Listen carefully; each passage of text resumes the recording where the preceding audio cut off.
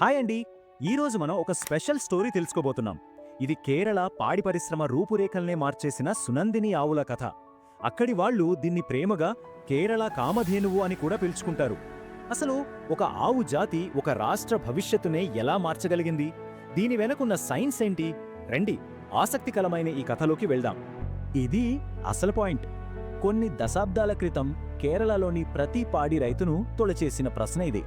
వాళ్ల కష్టానికి తగ్గట్టు ఫలితం వచ్చేది కాదు.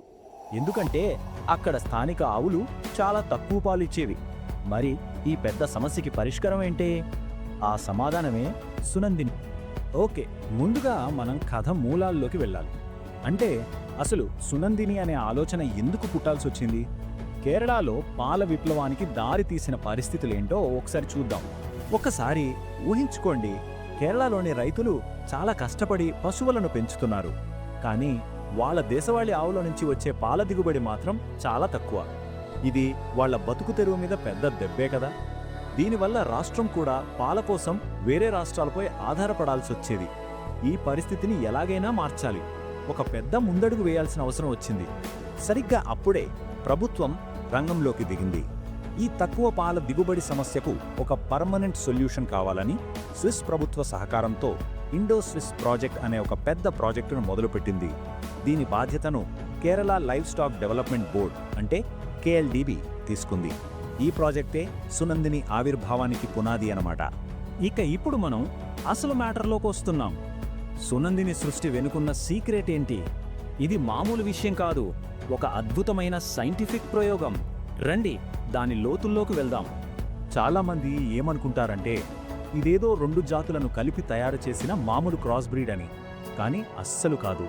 సునందిని సృష్టి వెనుకున్న ప్రాసెస్ అంతకంటే చాలా క్లిష్టమైనది, సైంటిఫిక్గా ఎంతో లోతైనది. అందుకే కదా ఇన్ని దశాబ్దాలుగా ఈ జాతి అంత స్థిరంగా విజయవంతంగా నిలబడగలిగింది. ఇక్కడ మనం ఒక ముఖ్యమైన టెక్నికల్ పదం అర్థం చేసుకోవాలి. అదే సింథటిక్ బ్రీడ్. దీన్నే కాంపోజిట్ బ్రీడ్ అని కూడా అంటారు. అంటే సింపుల్గా A అనే జాతిని B అనే జాతిని కలపడం కాదు. అలా కలిపిన తర్వాత వచ్చిన దూడలుంటాయి కదా, వాటి మధ్య మళ్లీ బ్రీడింగ్ జరిపి మనకు కావలసిన మంచి లక్షణాలను పర్మనెంట్ చేసి ఒక సరికొత్త స్థిరమైన జాతిగా మార్చడం అన్నమాట. ఇది చాలా important point. Sunandini success secret అంతా ఈ జెనెటిక్స్లోనే ఉంది. ఇందులో కరెక్ట్గా 50% కేరళ స్థానిక ఆవుల జన్యువులు, మిగిలిన 50% విదేశీ జాతుల జన్యువులు ఉండేలా దీన్ని డిజైన్ చేశారు. దీనివల్ల ఏం జరిగిందంటే కేరళ వాతావరణాన్ని, వేడిని తట్టుకునే శక్తి స్థానిక ఆవుల నుంచి వచ్చింది. అదే సమయంలో విదేశీ జాతుల నుంచి ఎక్కువ పాలిచ్చే సామర్థ్యం వచ్చింది. బెస్ట్ ఆఫ్ బోత్ వరల్డ్స్ అన్నమాట. ఈ ప్రాసెస్ని స్టెప్ బై స్టెప్ చూద్దాం. ఫస్ట్, కేరళ వాతావరణానికి బాగా సెట్ అయిన దేశవాళీ ఆవులను సెలెక్ట్ చేశారు. సెకండ్ స్టెప్లో ఎక్కువ పాలు ఇచ్చే స్విట్జర్లాండ్కు చెందిన బ్రౌన్ స్విస్ జాతితో వాటిని క్రాస్ చేశారు. ఆ తర్వాత వచ్చిన జనరేషన్స్లో అవసరాన్ని బట్టి జెర్సీ మరియు HF జన్యువులను కూడా కొద్దిగా యాడ్ చేశారు. ఫైనల్గా ఈ లక్షణాలన్నీ పర్ఫెక్ట్గా సెట్ అయ్యాక సునందిని అనే ఈ కొత్త స్థిరమైన జాతిని అధికారికంగా ప్రకటించారు. సరే, మరి చూడటానికి ఇవి ఎలా ఉంటాయి అంటే, సునందిని ఆవులు సాధారణంగా బ్రౌన్ కలర్లోని రకరకాల షేడ్స్లో లేదా లేత నలుపు రంగులో కనిపిస్తాయి. మాటలు చెప్పడం కాదు, చేతల్లో చూపించాలి అంటారు కదా. అలాగే ఈ జాతి ఎంత సక్సెస్ అయిందో చెప్పడానికి మాటలక్కర్లేదు, నంబర్స్ చూస్తే చాలు. ఇప్పుడు ఆ అంకెలేం చెబుతున్నాయో చూద్దాం.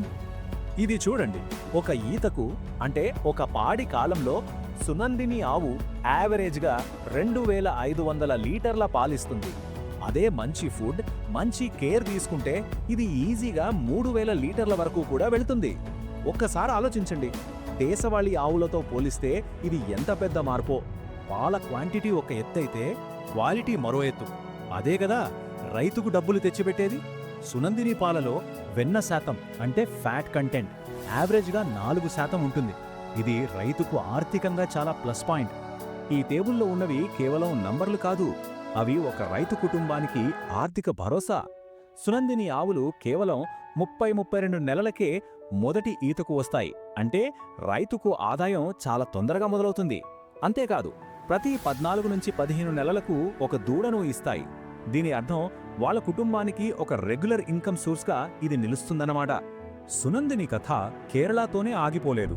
దాని విజయం దేశవ్యాప్తంగా ఎలా పాకిందో ఇప్పుడు చూద్దాం.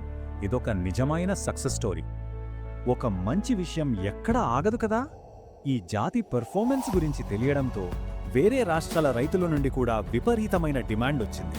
దీంతో సునందిని ప్రయాణం కేరళ సరిహద్దులు దాటి ఇండియాలోని ఇతర ప్రాంతాలకు కూడా విస్తరించింది.